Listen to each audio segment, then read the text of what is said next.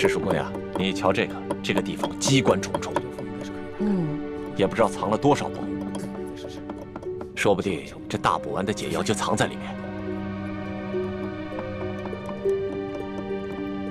索大人，这个机关十分的复杂，我们真的没办法打开啊！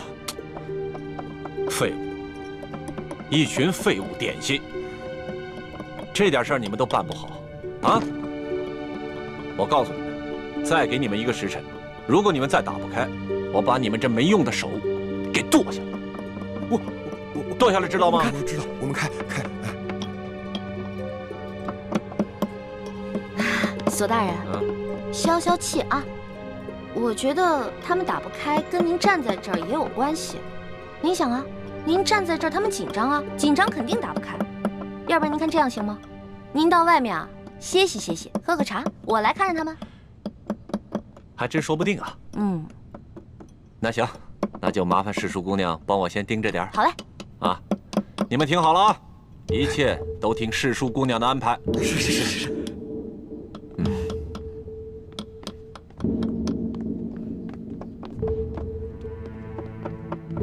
赤鼠姑娘，这个机关设计得非常巧妙，我等真的无力打开啊！是啊，我看看。您请啊，您看看。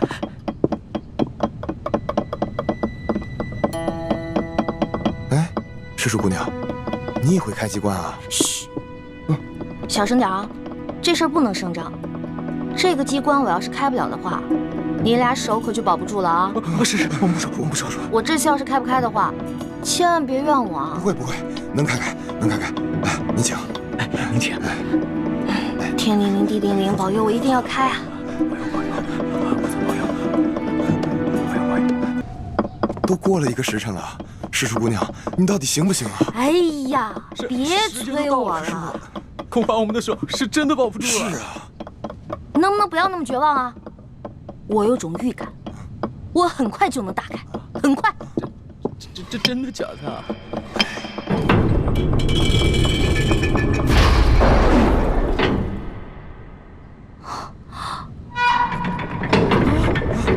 ？1个时辰了，还没打开吗？天哪！我打开了！我打开了！世叔姑娘，你可太棒了！哎，世叔姑娘，真是没想到，你居然会开机关呐！太了不得了！走，不是，我不会开机关，我是之前皇上不是安排我在鳌拜府当卧底吗？我看见过几次，照葫芦画瓢，您看捣鼓了1个时辰才给捣鼓开。哎，世叔姑娘，真是没有想到，你看这么一次就能够记下手法来，这可太了不得了，真是聪慧过人呐！走，咱们休息一会儿。哎，世叔姑娘。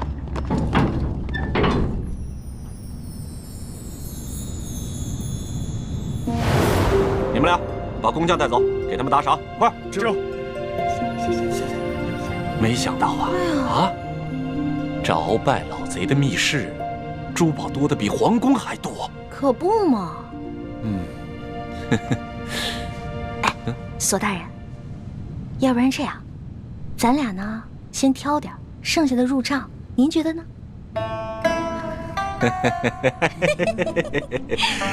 这和世叔姑娘一起办案，真是太开心了。是，您那边，我这边，怎么样？行动！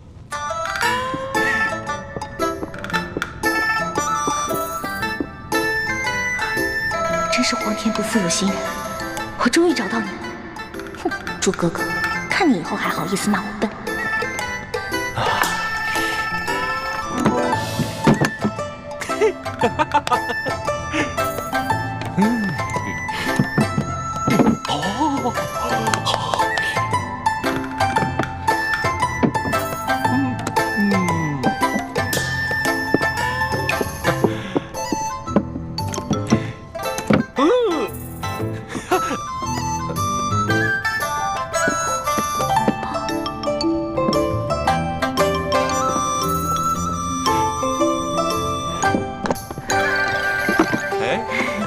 世叔姑娘，你这就挑好了？当然了，再多挑点吧。啊，不了，我挑的已经够多了。索大人，您再接着挑点呗。我呀，哎呀，我想起来了，不对呀。怎么了？这大补丸的解药还没找到呢，怎么跟皇上交代？那您要不要再带着手下人继续看看？您看这天色不早，我挑的已经够多了，我先撤了。好嘞，那我送你出去。来，谢谢索大人。慢点。好。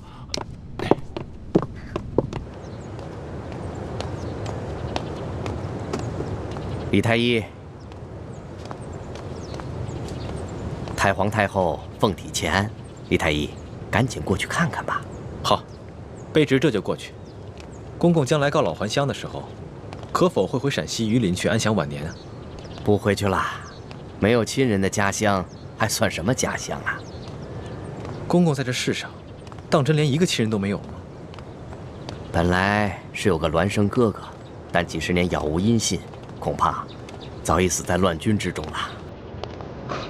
万一公公的哥哥吉人自有天相，还活在这个世上呢？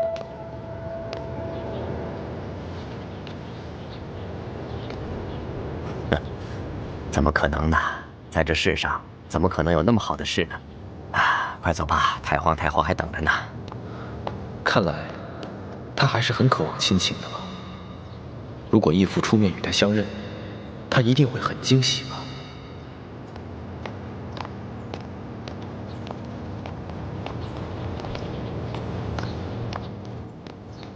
公公，太皇太后的病一向是院判大人亲自瞧，今日怎么突然宣我这个排名最末的太医？这个咱家就不清楚了。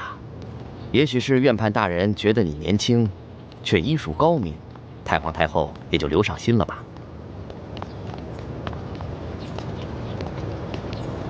公公，这好像不是去慈宁宫的路吧？太皇太后不在慈宁宫，你别多问了，跟咱家去就是了。公公，太皇太后宣我瞧病，不会是有别的什么事吧？看在咱们同乡同姓的份上，能否告知一二？你多心了，你刚刚才救了皇上，太皇太后也许是想赏赐你呢。多谢公公，走吧。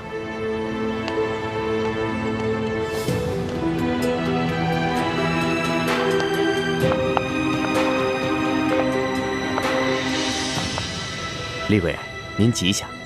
李公公安好。微臣参见厉贵人。李太医免礼。谢厉贵人。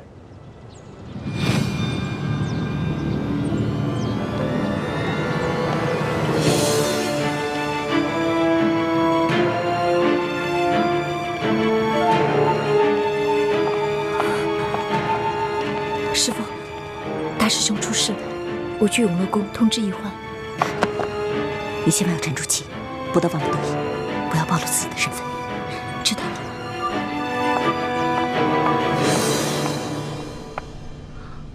吗？踏破铁鞋无觅处，得来全不费工夫啊！如果朱哥哥看到这个铜匣子，一定会惊喜万分的。到时候我就将找到铜匣子的过程说得惊心动魄，让他们以后再也不敢小瞧我这个小师妹了。哼！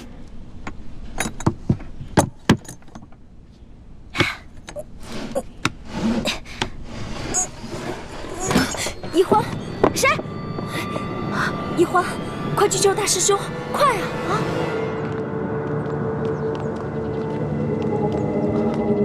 李公公，太皇太后不是宣我来看病的吗？怎么把我带到这儿来了？有什么事情先进去再说啊！开门。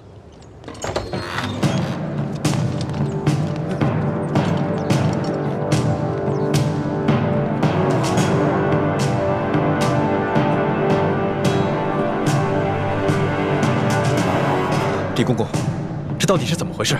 太皇太后懿旨，将你们这些捉拿鳌拜有功的人聚在一起，每个人赐一杯御酒。龙小弟，我求求你去救救我哥哥，还有那些工人吧。他们犯了什么错？他们不就是看我打了你一巴掌吗？可是，他们就要因此失去自己的性命吗？这不公平啊！朕已经吩咐过所有人守口如瓶了，没想到还是传到了太皇太后的耳朵里去了。现在太皇太后已经下了懿旨，朕也不好公然对抗她的权威啊。太皇太后的权威，难道比那些人的性命还要重要吗？太皇太后要维护的是皇权的威严。这是紫禁城，有很多规矩，不仅这里的大小奴才要遵守，连朕也必须得遵守。祸是我闯的，跟他们没有关系。之前打了你一巴掌，你打我吧，打我多少下都行。你别闹了，你以为这是小孩子过家家呀？现在做什么都来不及了，太皇太后不会放过你的。等他处理完你哥哥那些人，就会轮到你了。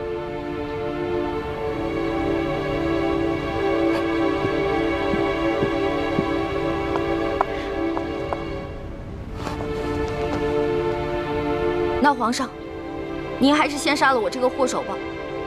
如果先杀了我的话，死在哥哥的前面，我就不会那么内疚了。易欢的易欢，你还老说自己是朕的老大，一到这种危险的时刻，你就这么没出息的以死相要挟。您现在是高高在上的皇上，我只不过是一个小小的奴婢，我只能求您大发慈悲，饶了我哥哥。少说的那么可怜，你什么时候把朕当过皇上？不一直把朕当成你那个结拜小弟吗？奴婢再也不敢不知天高地厚了。您现在是皇上，不是奴婢的龙小弟。皇上，之前都是奴婢错了，要罚你就罚奴婢吧。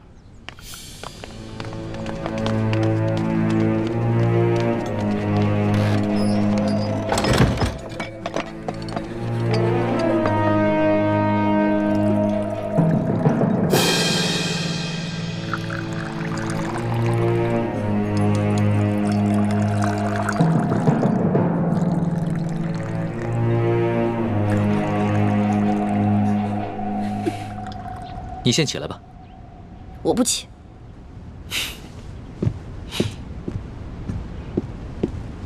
起来吧。这么跪着也不是办法。皇上，我求求您了，您能不能去救救他们呀？如果他们因为我而死，我肯定会内疚死的。楼下，皇上，你就救救他们吧。人自然是要救的，但你倒是说说，这要怎么说服太皇太后啊？您可以跟太皇太后讲齐桓公跟管仲的故事。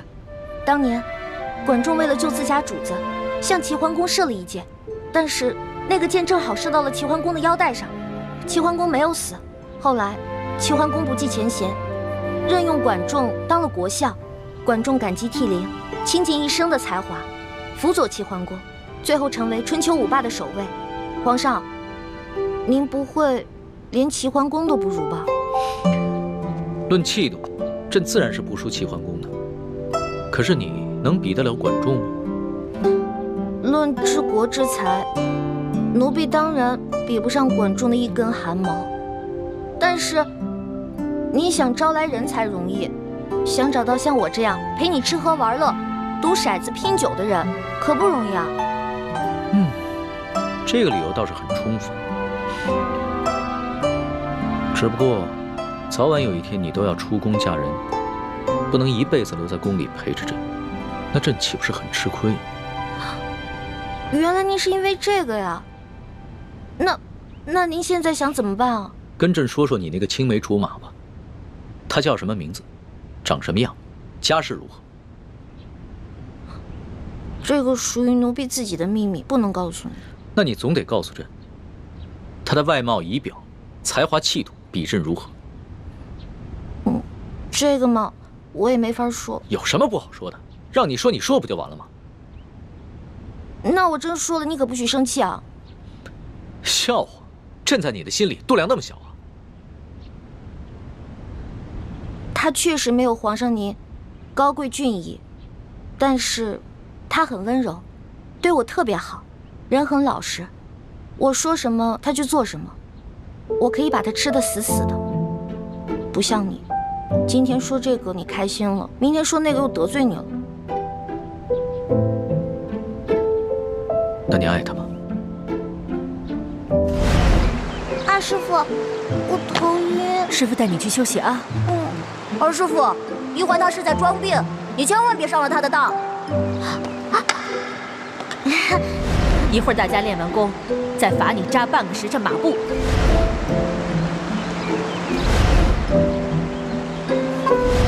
玉环妹妹，你别生我的气了好吗？环妹妹，这个给你，我们和好吧。和他说，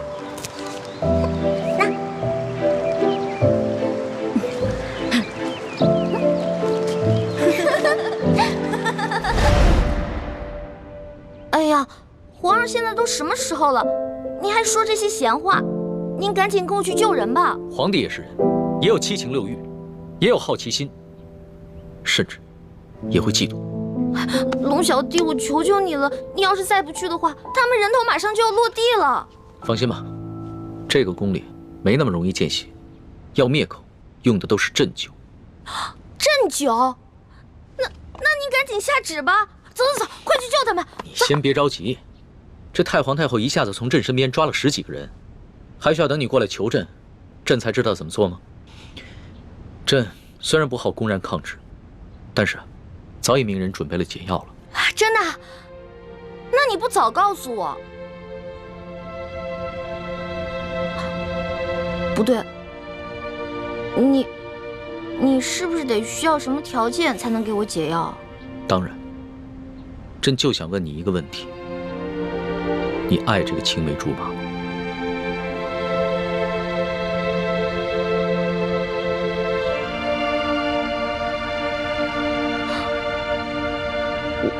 我不是不告诉你，说实话我也不知道，我只知道我们是青梅竹马，从小他就对我特别的好，以后我肯定是要嫁给他的。至于爱不爱，我自己心里也不清楚。哎呀，好了，我现在回答完了，你可以跟我去救人了吧？等一下，朕还有一个问题。你怎么那么多问题啊？你有话快说，有屁！皇上，您问吧，您快点问。你爱朕吗？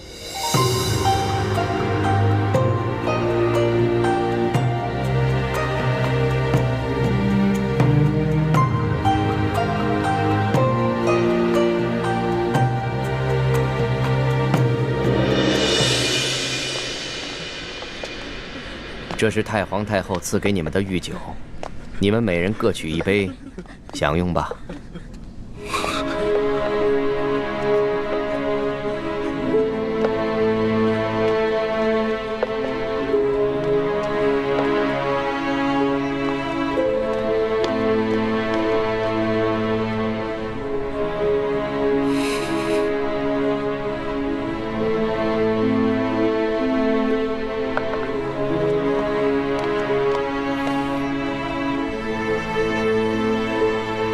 这酒有毒。公公饶命！公公饶命！李公公，太皇太后为何要赐毒酒给我们？咱家也没有办法。事到如今，我就让你们做个明白鬼吧。都怪你们的运气不好，看到了不该看的场面。李公公，我们什么都没看到，不明白你在说什么。还请您帮我们向太皇太后求个情，饶了我们大家吧。咱家没有这个面子，更没有这个胆子。这太皇太后的懿旨既然已经颁下来了，谁都救不了你们了。这毒酒，你们喝也得喝，不喝也得喝。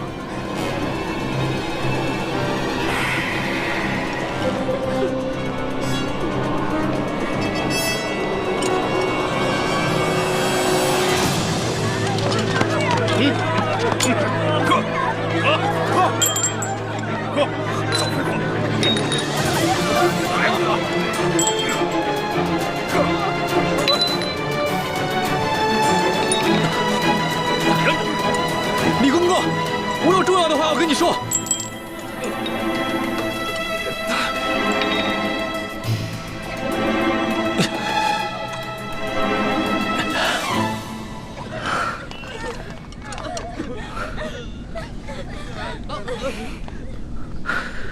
李公公，我知道你和我们一样，都服过大不完，都是鳌拜埋在宫里的棋子。今天，你若不救我和这些宫人，那么你的秘密，我也不会再替你保守了。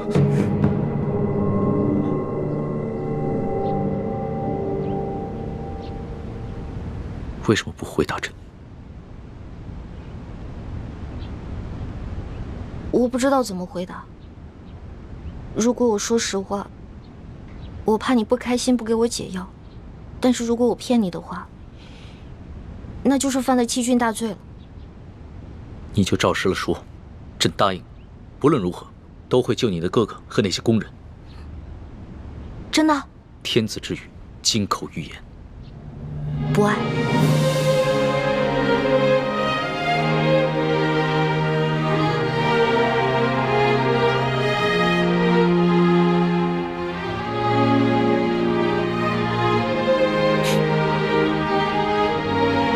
这2个字说的真干脆，丝毫不顾及朕的感受。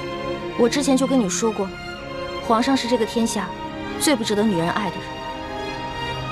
可是作为老大，也许我会爱上结拜小弟龙三，但是作为奴婢，我永远都不可能爱上皇上。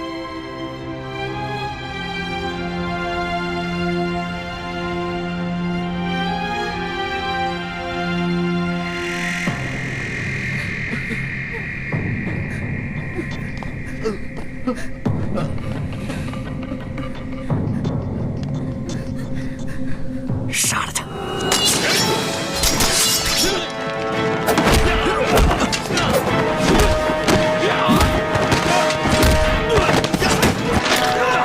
李德福，想不到你要杀我灭口！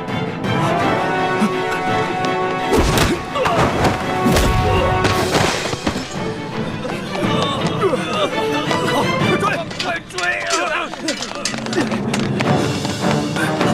站住！快！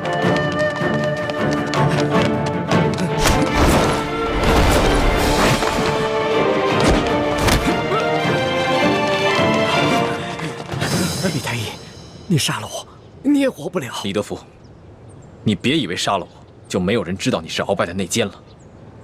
你别忘了，我还有我妹妹易欢，我若是死了，她绝对不会放过你。李太医，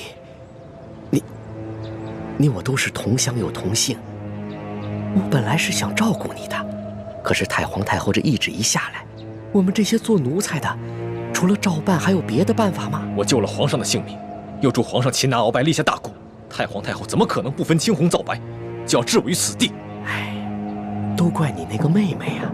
仗着皇上对她的宠爱，她就无法无天。我在这宫里都已经几10年了，我从来没有看见过哪个宫人敢打皇上的。易欢呢？现在怎么样了？我不知道，但我知道太皇太后不会放过她。李太医，你先把我放了，继续替我保守秘密，让我去向太皇太后求情，我尽量求情，你看怎么样？那些工人呢？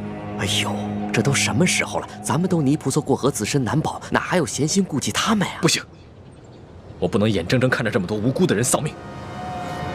我要见皇上。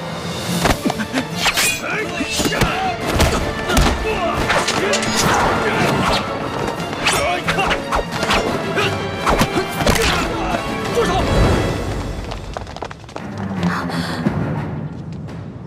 皇上，微臣参见皇上。凭什么？李太医，朕赦你无罪。你现在马上和索额图去解救那些中毒的工人。微臣遵旨。这，快！李德福，这差事你办的可真是用心呢。皇上恕罪。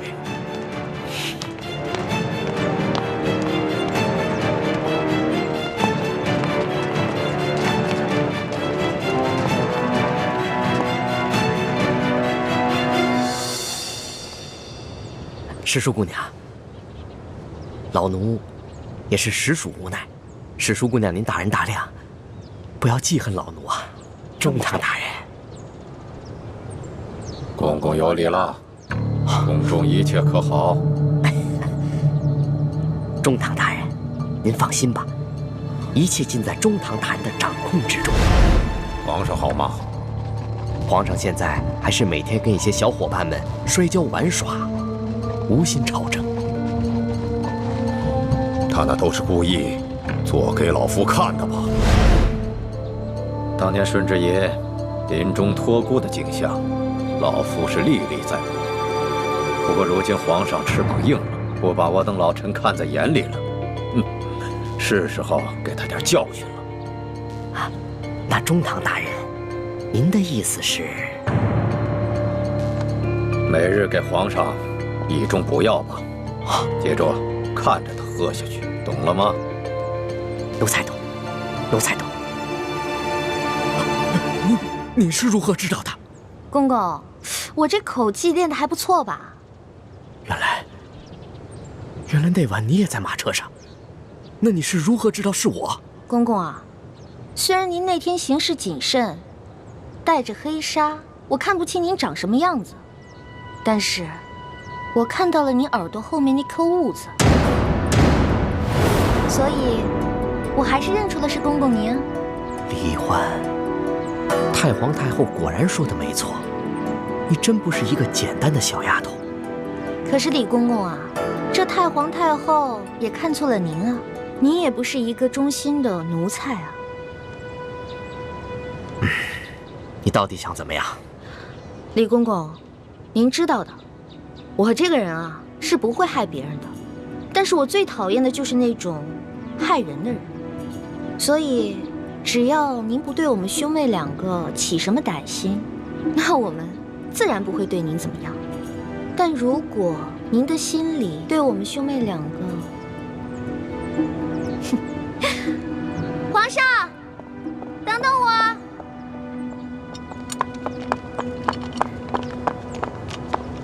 龙小弟，谢谢你啊。其实就算你不求我，我也要救那些宫人们。虽然这会让太皇太后特不高兴，但是朕已经擒下了鳌拜，真正亲政，朕必须坚持己见。不过这个李公公实在是太讨厌了，向太皇太后告密的人肯定是他。这个朕怎么会不知道呢？但是李德福10岁就进宫了，侍奉过3代君王。太皇太后对他十分宠信，打朕小的时候啊，就是由他把朕的一举一动汇报给太皇太后，这已经是惯例了。就算朕有不满，也无可奈何呀。没想到皇上也有这么多的无可奈何啊！当皇上无奈的事情多着呢。对了，大补丸的解药你搜到了吗？我哥哥还没有完全的研制出来，估计这个鳌拜是想彻底让我和哥哥给他陪葬了。那怎么办？这鳌拜虽然已经擒下，但他毕竟是3朝元老，他的一生功过十分复杂，朕还没有想好怎么处置他呢。而且他的性子十分桀骜，无论如何，他都不肯交出大补丸的解药。龙小弟，我是你老大，自古啊，吉人自有天相，没问题的我。朕真的是没用啊，连你都保护不好。龙小弟，你可千万不要对我这么好，不然我会愧疚的。都快点，把药给我灌下去！把药赶快灌下去！快点，赶紧的，把嘴撬开，给我喂下去！快！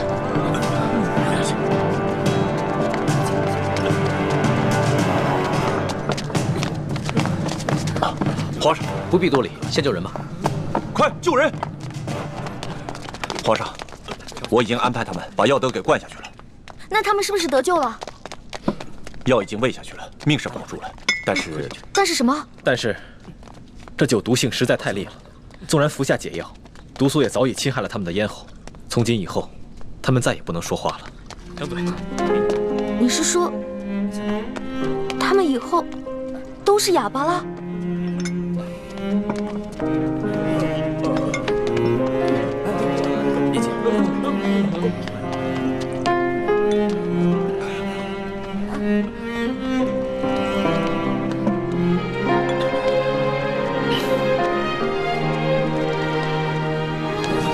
是我害了你，对不起，都是我害了你们。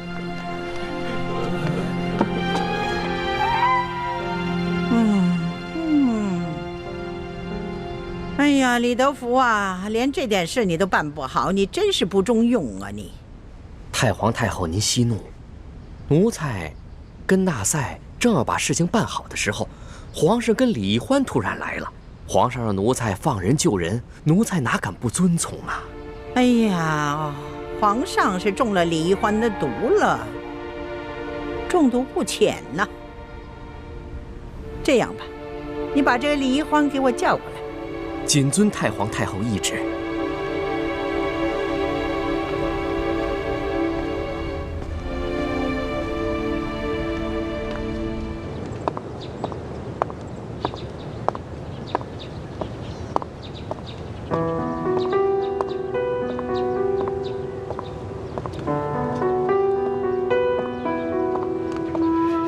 龙小弟，没想到我冲动打了你一巴掌，居然害了这么多无辜的人。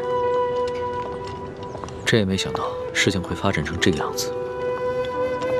在朕的心中，一个好皇帝，与其让臣民们畏惧，不如让臣民们敬爱。难怪人们都说伴君如伴虎。你现在明白为什么我说你是全天下最不值得女人爱的男人了吧？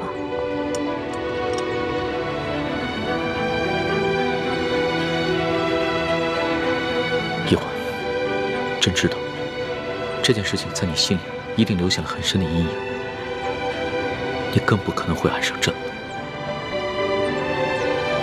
也许这皇宫确实不适合你，你应该出宫去嫁给你那个青梅竹马的未婚夫，可能会更幸福。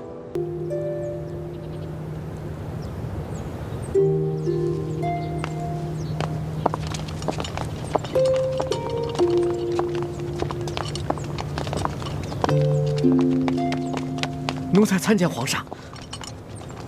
李德福，你可真有眼色呀，还敢过来见朕！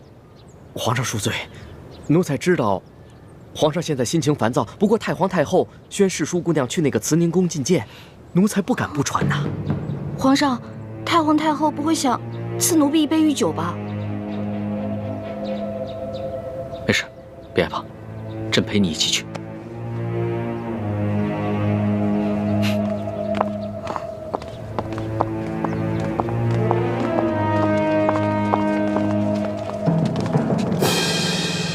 皇上驾到！皇上吉祥！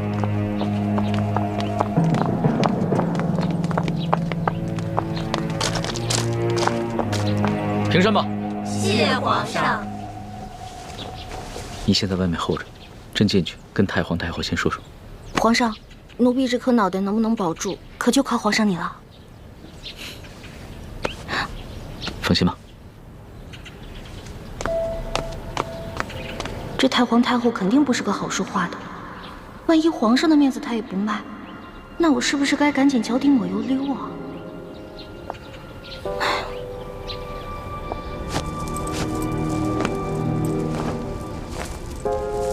皇祖母吉祥。起来吧。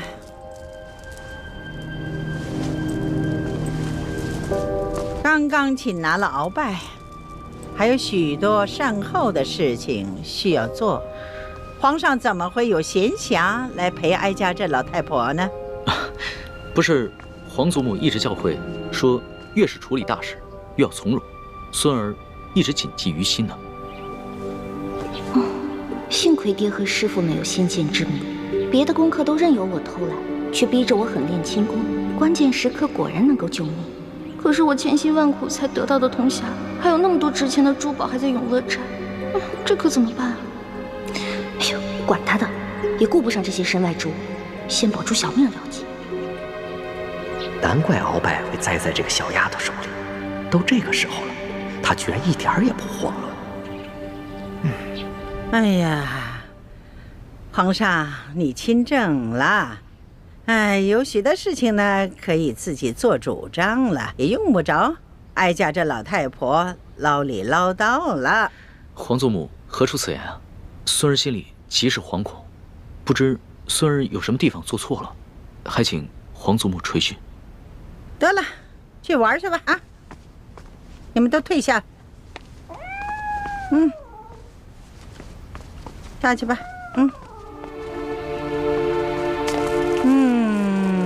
皇上啊，听说你把李太医和那些工人们都赦免了。啊，是。这个李太医啊，擒拿鳌拜有功，又救过孙儿的性命，而且这些工人都是伺候孙儿多年的老人了。孙儿心里极是不舍，所以就赦免了他们。朕少造一些杀念，也是为了皇祖母积福天寿嘛。哎呀，皇上啊，你可是刚刚亲政啊，就如此妇人之仁，以后怎么立威啊？你那个叫什么李义欢，这个小小的答应，他当着众臣的面打了皇上一巴掌，而皇上竟然不仅不惩罚他，反倒给他还特设了一个笔墨诗书的女官员的位置，还给他赐了一个永乐斋。哎，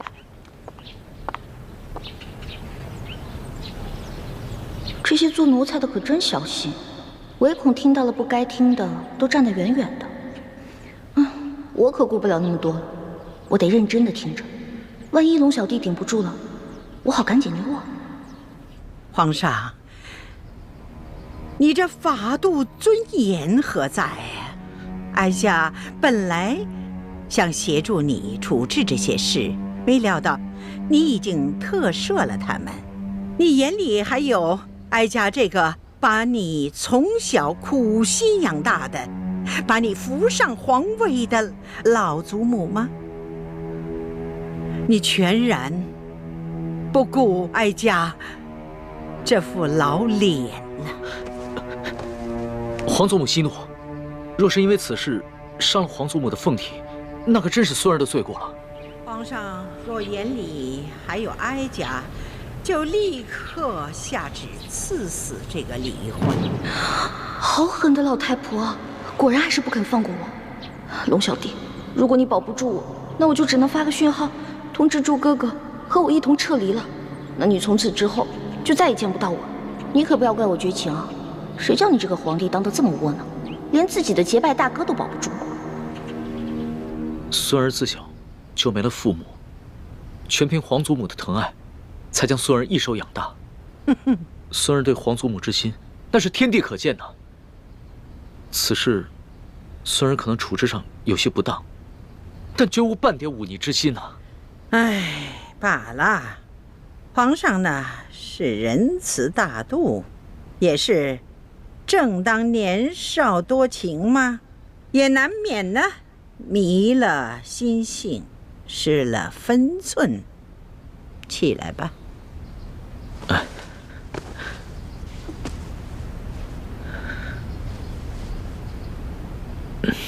皇祖母，您先消消气。这个义欢呢，是孙儿在出宫微服私访的时候结识的。那个时候，孙儿一时玩性大发，就假冒侍卫龙三的身份和他结了拜，还谎称自己是皇上的替身。没想到他还真信了，所以他后来才打了孙儿一巴掌。其实吧，他不是冒犯龙威，他只是把孙儿当成了他那个假冒皇上的结拜小弟了。他居然不知道你是皇上？是啊，这个义欢出身草莽，没见过世面，性子又天真烂漫。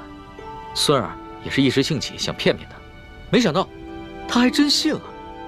为了帮孙儿这个所谓的替身对付鳌拜，他还不惜性命，与鳌拜那是以死相拼啊！若是宫里的其他人对孙儿不敬，那自然是死不足惜。可是义欢她只是一个重情重义的傻丫头，又何必与他一般见识呢？哼，原来在你心里，我就是一个傻丫头。你认我做老大，就是为了戏弄我找乐子呢。皇祖母，说实话，这宫里又有哪一个女子肯为了孙儿不惜性命，与鳌拜以死相拼呢？就看在他对孙儿这份难得的情谊上，饶了他吧。皇上，能说一句老实话吗？你是不是真的为这个李义欢动了心了？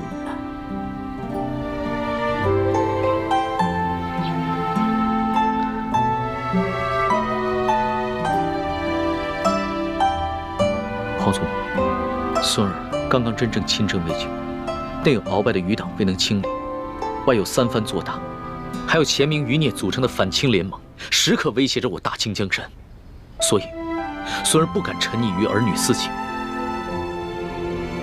对任何女子都不会真正动心的。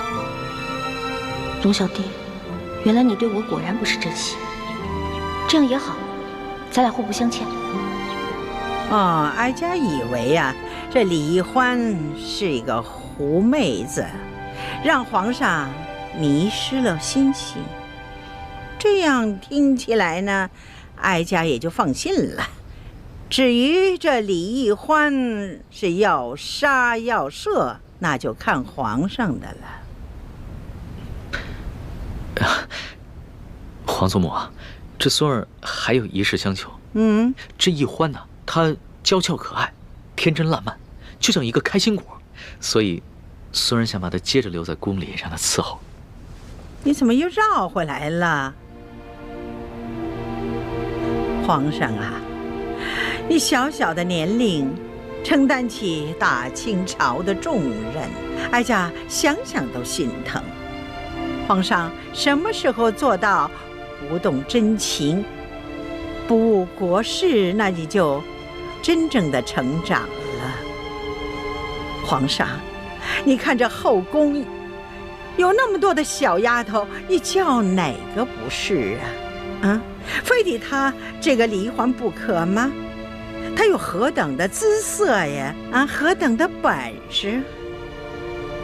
皇祖母，这易欢真的是非比寻常的女子，孙儿求皇祖母成全。这个李易欢是不是在门口候着呢？那就叫他进来吧，让哀家见识见识。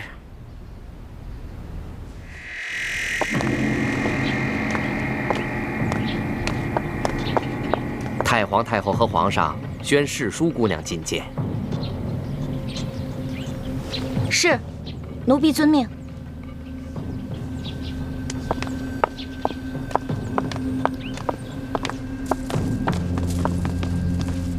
太皇太后，皇上，世淑姑娘觐见。太皇太后吉祥，皇上吉祥。果真是一个灵秀的人儿。你盯着哀家做什么？哦，奴婢只是好奇，原来太皇太后长这么好看呀，慈眉善目的，就跟画里走出来的观音菩萨似的。你不必在这里花言巧语。李易欢，你可知罪？奴婢知罪。你知什么罪？讲来给哀家听听。奴婢白长了一双眼睛，没有认出来皇上就是货真价实的真龙天子。奴婢更是长了一个猪脑，居然皇上说什么，奴婢就信什么。你看，皇上，你看这小丫头啊，她哪里是在认罪呀？她分明的是拐着弯的数落皇上。皇祖母，这丫头一向如此，心直口快，不知轻重。那你就起来吧。谢太皇太后。太皇太后，奴婢说的都是真的，没有骗您。当初奴婢看上皇上穿着龙袍，坐着龙辇，回到御书房的时候也觉得好奇，奴婢就追上去问皇上：“哎，你到底是皇上还是龙三啊？”结果皇上一脸严肃地跟奴婢说：“嘘，小声点，我当然是龙三，不是皇上。”你不是皇上，可是为什么外面那些人都跪下叫你皇上呀？那是因为我呀是皇上的替身。你是皇上的替身啊？对啊，因为我身形跟长相都酷似皇上，所以我是皇上的替身。你也知道，咱们大清虽然入关数十年了，但是根基未稳，皇上又年少，刚刚亲政嘛。不光这前明余孽，还有很多朝中的大臣都想谋杀皇上，所以呢，我就当皇上的替身。原来是这样啊，怪不得你会跟我结拜呢，要是皇上的话，怎么能跟我结拜呢？对啊对啊，这回知道了吧？为什么我龙三你在宫里打听不出来了吧？那是因为我不是一般的侍卫，我呀，只需要在皇上需要我的时候出来露面就行了。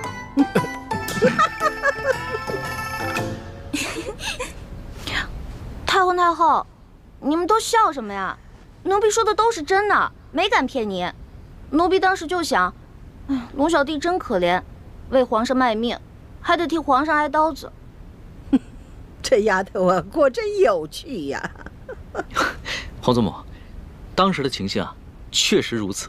孙儿啊，也是一时童心未泯，见这个丫头什么都不懂，特别有趣儿，想逗一逗她。想逗逗我，但是奴婢当真了，真的把皇上当成兄弟，不想看着你去死。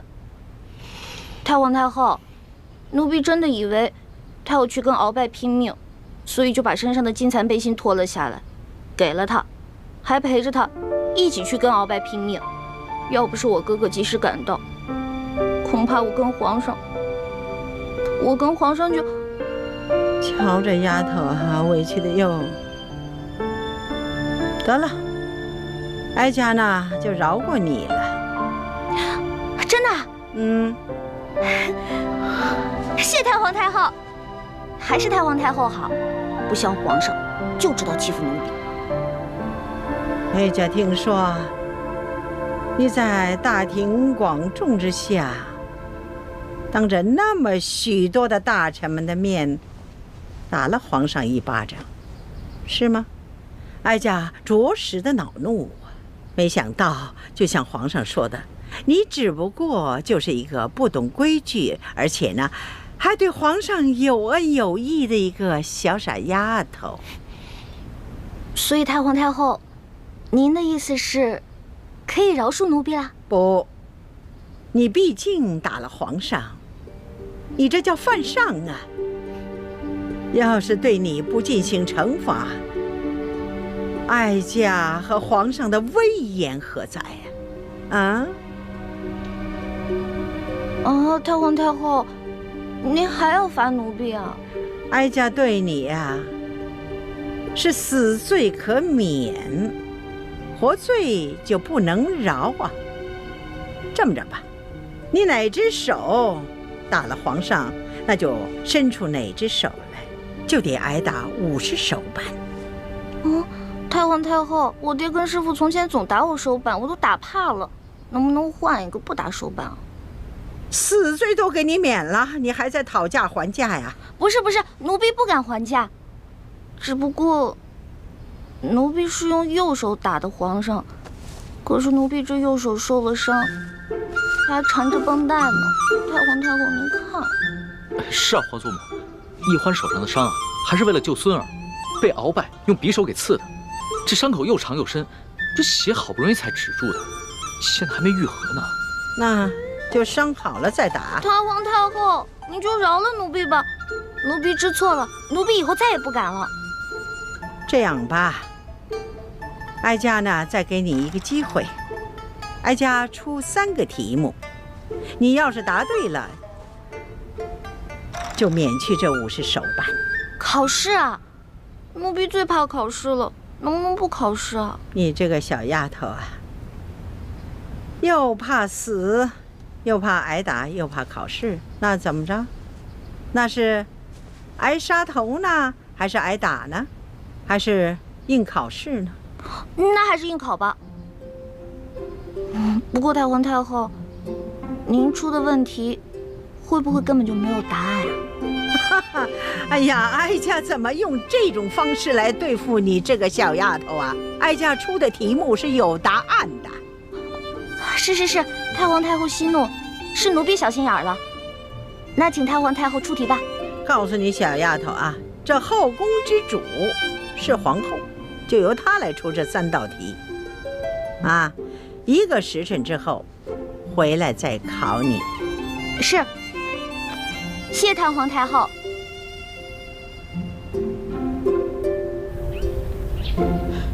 皇祖母，你就这么轻易的放过李易欢那个狐妹子了？不放过她又该如何呀？就算是灭了她，你想想，皇上也不会亲近你，更会疏远你的。哀家也会遭到一生的怨恨的。那您就不担心李一欢继续留在宫中祸害皇上？唉，开始的时候哀家也有担心，可后来一见到这个李一欢呐，她只不过就是一个鲁莽的小丫头而已呀。皇上也就是少年心性，找一个新鲜有趣的玩伴而已。所以哀家呢，想放他一马，等待以后视情形而定吧。既然皇祖母都这么说了，那妾身就暂且忍耐了。哀家出了这3道题，一是为了考量一下这李一欢，二呢，也好给皇后一个机会。现在呢，这前面这2道题呢，就由皇后来出，最后这道题由哀家来把关。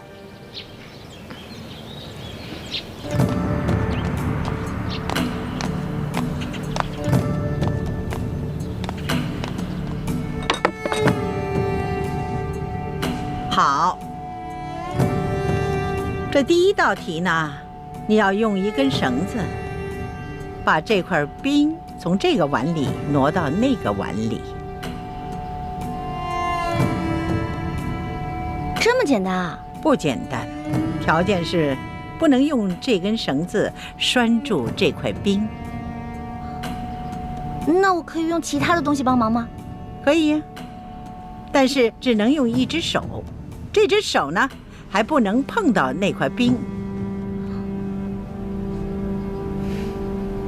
皇祖母，这也太难了吧？这只能用一只手，又不能接触这冰块，那怎么用这根线把这个冰块挪到那个碗里去啊？皇上啊，若是这丫头认输的话，哀家就让李总管给你做个演示。可是这50手板，你就着实的挨上了。皇祖母，这一欢手上还有伤呢。那伤好了再打。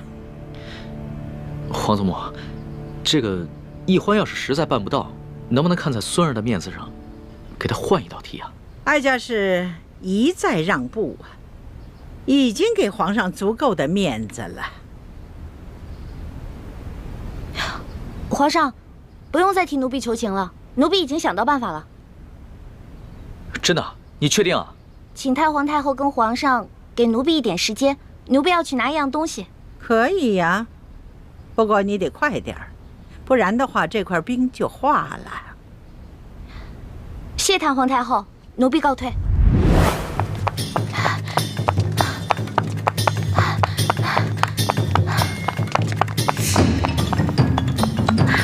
让开！哎，谁家野孩子呀？没点规矩！让开！哎，这孩子。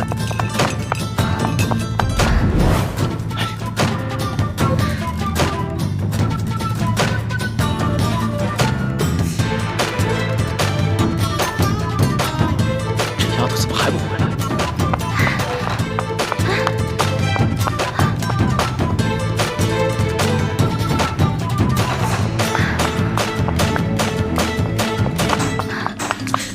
这冰都快化了，你想出来办法没有？奴婢想到办法了。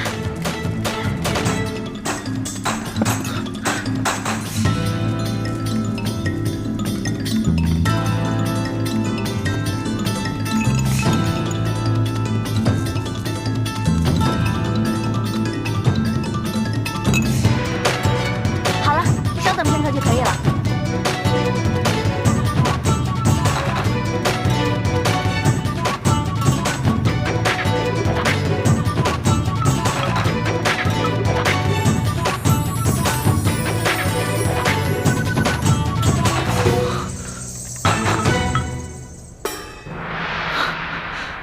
这丫头，没想到居然用这个法子。你这罐子里边装的什么东西啊？这是奴婢抓紧一切时间从御膳房拿了一罐盐。哦，朕明白了。朕以前学的功课里边也有这一门知识，只不过刚刚情急没有想起来。易欢，想不到你还挺博学的。皇上千万别夸奴婢了。从小到大，奴婢不喜欢好好学习，但是什么都学，只会那么一点点，杂而不精，跟博学二字万万沾不上边儿。奴婢之所以知道这个办法，是因为小的时候，在冬天啊，奴婢喜欢跟自己的哥哥用盐水呢冻冰人儿，所以才知道这个法子的。好啊，小丫头，这第1道题就算你过关了。哀家接下来再考你第2道题。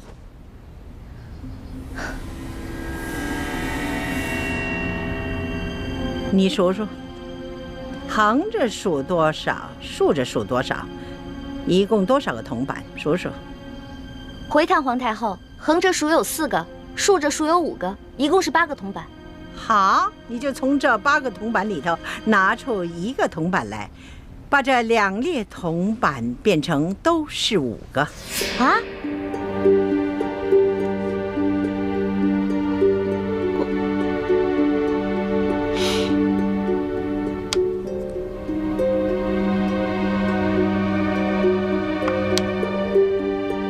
可是这不对啊，横着就变成5，竖着变成4个。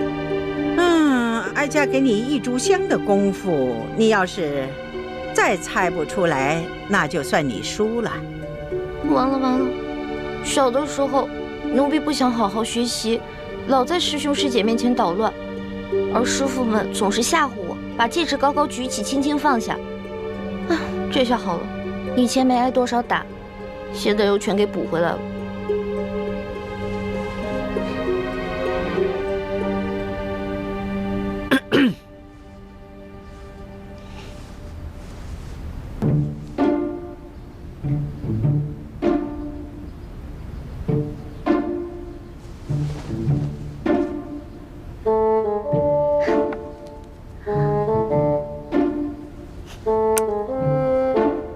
太皇太后，您只说了只能移动1个铜板，但您却没有说不能重叠。您看奴婢做的对不对啊？哎呀，小丫头啊，这是你自己想出来的，还是有人帮衬你作弊呀？太皇太后恕罪，其实是皇上先想出来的，然后告诉了奴婢，奴婢才说出答案的。你这丫头，朕好心帮你，你还出卖朕。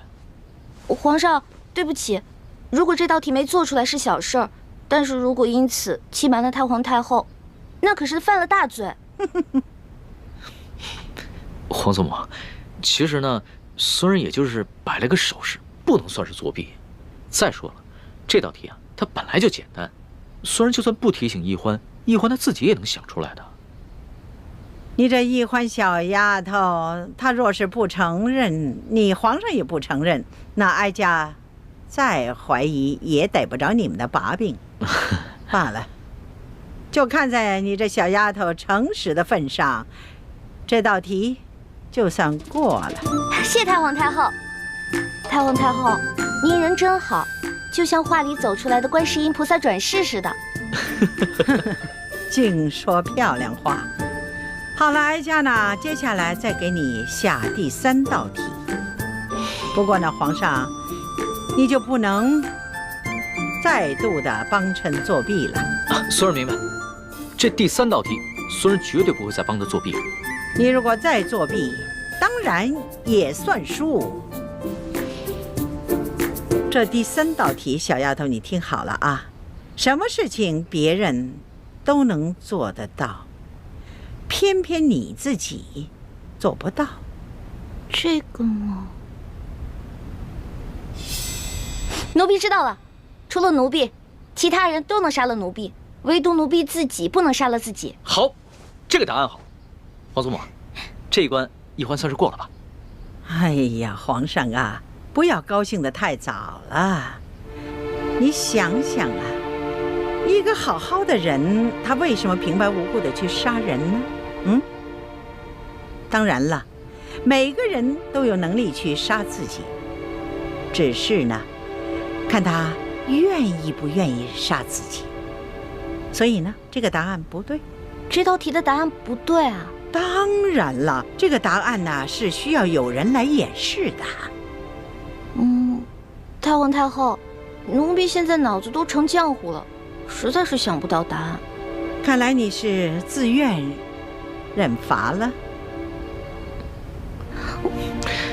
皇祖母，孙儿也不敢再为奕欢求情了。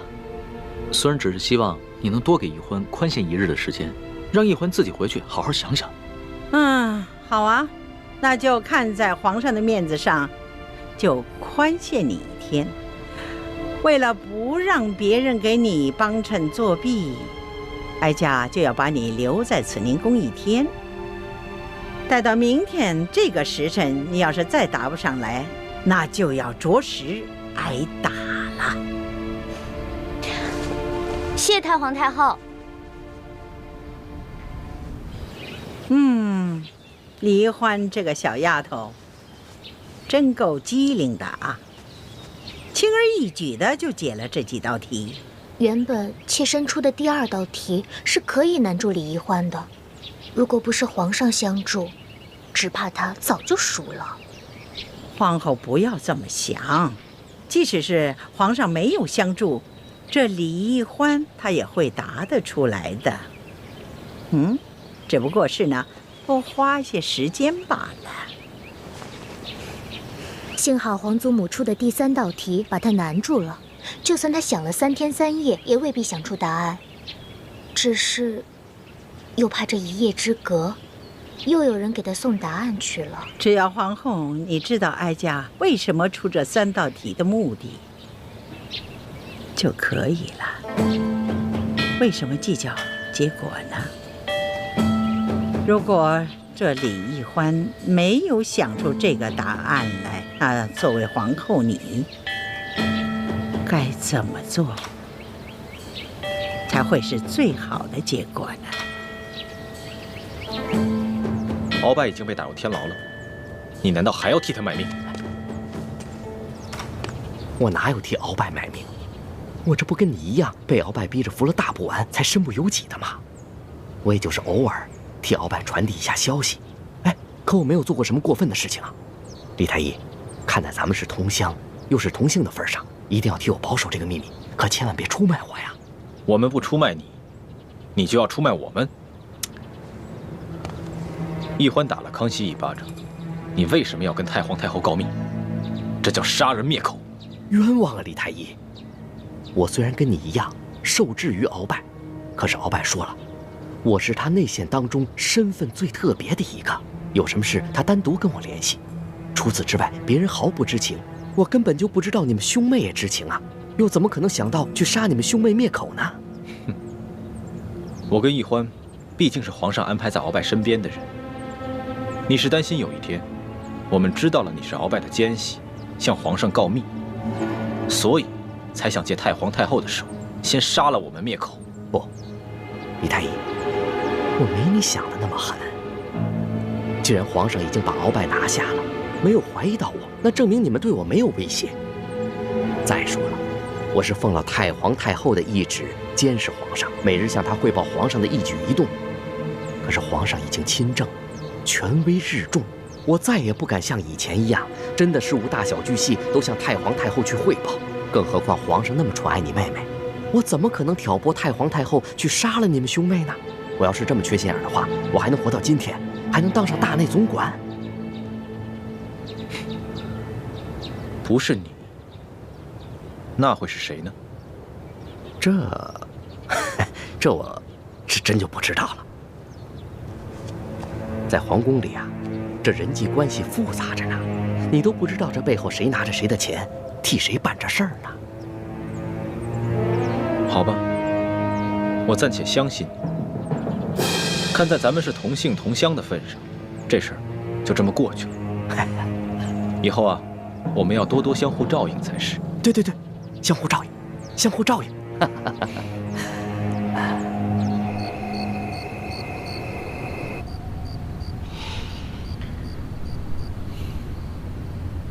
皇上怎么愁眉不展啊？是在为奕欢妹妹烦心吗？太皇太后出的最后一道考题实在是太难了，真想破了脑袋也想不出答案来。妾身想来想去，也想不出什么办法。哎，雪嬷嬷，你可有什么好的主意啊？老奴也想不出来。皇上不必发愁，这朝中人才济济，皇上何不暗中召集几位心腹大臣，共同商议一下，集思广益呢？说得对啊，婉心，这后宫之中，就属你最温柔体贴。别的嫔妃啊，都嫉妒奕欢，巴不得暗中盼着奕欢出事，只有你，才是真心实意的对他。妾身一来是为了帮皇上分忧，二来是真的喜欢奕欢妹妹。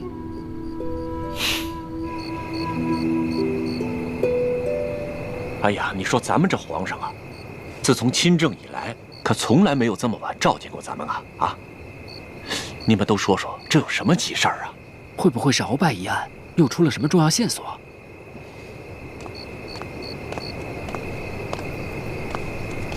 嘿，李太医，你也来了？哎，莫非是皇上他龙体欠安啊？哎，嘘，这话可不可乱说啊！小心，这叫祸从口出。明珠大人，哎，李太医，说什么？怎么回事？啊，皇上突然差人传来口谕，让卑职火速觐见，却没有说所谓何事。哦，行，进去吧。走，明珠大人请。请啊，朱爱卿，朕深夜召诸位前来，是因为朕碰到了一件为难之事，朕思虑了许久，都没有想出答案，所以啊，想听一听诸位爱卿的高见。敢问皇上，是何为难之事啊？这有什么事情啊？是只有其他人能做到，而自己却偏偏办不到的。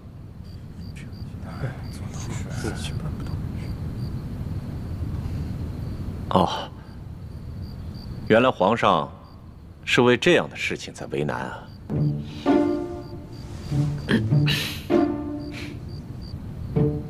有了，比如说，别人可以杀得了我们，但是我们杀不了自己。这个答案不对，这个答案只是诡辩。我们每个人都有能力杀了自己，而不是绝对做不到。这个答案必须是别人可以示范出来给大家看，而自己却偏偏无法效仿的。皇上，不知皇上怎么突然问起这么奇怪的问题，还这么着急，想要知道答案？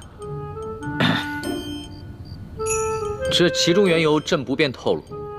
周爱卿只要好好开动脑筋，帮朕解忧就行了。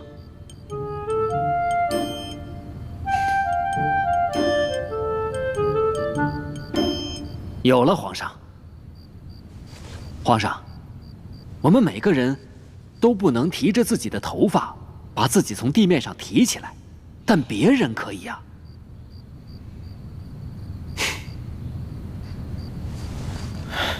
这个答案也不行。出题之人只怕会说，我们每个人只要轻轻一跳就可以离开地面，为何还要把自己的头发给提起来？所以啊，这个答案还是过不了关的。皇上，此等古怪刁钻的问题，实在是难有标准答案。究竟该怎么回答，完全要看出题的人是否在故意的刁难。皇上，这出题的到底是何人？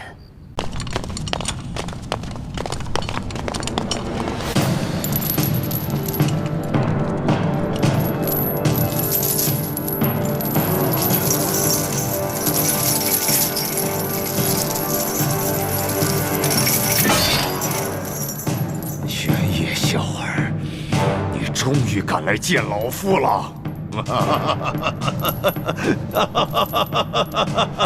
鳌拜，在牢里待了这么多天，想明白了吗？可有悔恨之心？老夫当然有罪。老夫这第一罪，当年不该冒死从乱军中救回太宗皇帝。老夫第二罪，不该征战沙场，出生入死，为你们爱新觉罗家族打下这片江山。老夫第三罪，不该对先帝于忠尽心尽力地辅佐你这个黄毛小儿。老夫第四罪，明知你翅膀硬了，要来诛杀老臣了，要独揽大权了，老夫未能先下手为强，除掉你这个昏君。事到如今，你还睡在几十年前的功劳簿上，丝毫没有反省。你圈地害民，党同伐异，欺君罔上，弄权误国之罪。要不是你当年救过太宗皇帝，要不是你为大清朝立过那么大的军功，朕就算砍你脑袋100遍都不为过。老夫现在是做了阶下囚，这一生的功过随你红口白牙怎么说。但是玄烨，我告诉你，你不要以为你除掉了老夫，你的皇位就能够坐稳了。在你身边潜伏着2条毒蛇，他们随时都会要了你的命。你说的什么意思？朕不明白。那老夫就告诉你，你以为李建清和李易欢兄妹2人是真心对你效忠的吗？他们实际上是在挑起你我君臣之间内斗，居心叵测。他们帮助你擒拿住老夫，只是为了骗取你的信任罢了。在你未动手之前，那个李建清就来找过老夫，把你的计划悄悄地告诉了老夫。老夫只是一时拖大，以为就凭你训练的那几个会摔跤的少年，怎么能拿下老夫这大清第一勇士呢？也没料到那李氏兄妹2人居然会反水，这才让你侥幸的险胜了。皇上，鳌拜这会儿也许说的是实情，难怪他事先就服下了解药。你让李公公赐给他的毒茶也失去了效力，也许真的是有奸细给他透露了风声啊。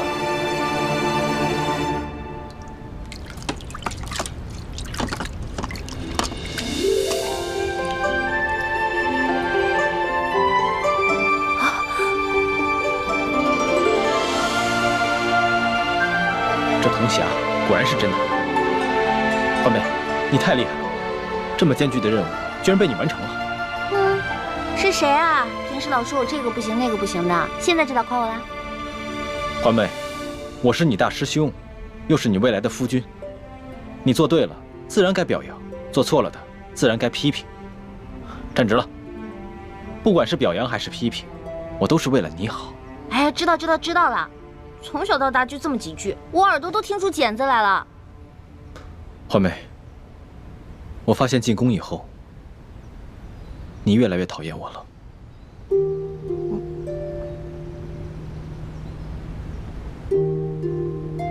鳌拜，你以为朕会中了你的挑拨离间之计吗？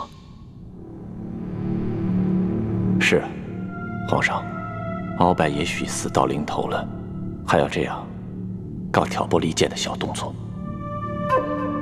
挑拨离间，玄烨，你这个无知的小儿！老夫虽然是你的眼中钉、肉中刺，可老夫是大清的8旗子弟，你我之间的君臣内斗，毁不了大清的根基。而那个李氏兄妹，他们不一样，他们来历不明，行为诡异，说不定就是那前明的余孽。是，你鳌拜是满族，李氏兄妹是汉族，可是拿匕首刺向朕的是你鳌拜。而挺身而出替朕挡刀的是李易欢，若非李氏兄妹反戈一击，只怕你和朕的位置现在就一敌而处了吧。所以朕明白，你恨李氏兄妹，你巴不得置他们于死地，朕是不会上你的当的。玄烨小儿，你果真是一个没有出息的君王。你被那李易欢的美色所迷惑，你被李氏兄妹2人玩弄于股掌之间。我们这些8旗子弟打下来的江山，终将毁在你的手上。老夫倒要看一看你有何脸面去见爱新觉罗家族的列祖列宗！你住口！朕已经不是当年那个只能听任你摆布的傀儡了。你要是再在朕的面前出言不敬，朕就让你的血溅在朕的龙袍之上！来吧，老夫这一生都在为大清卖命，没想到爱新觉罗家族竟然出了你这么个既阴险又愚蠢的懦夫！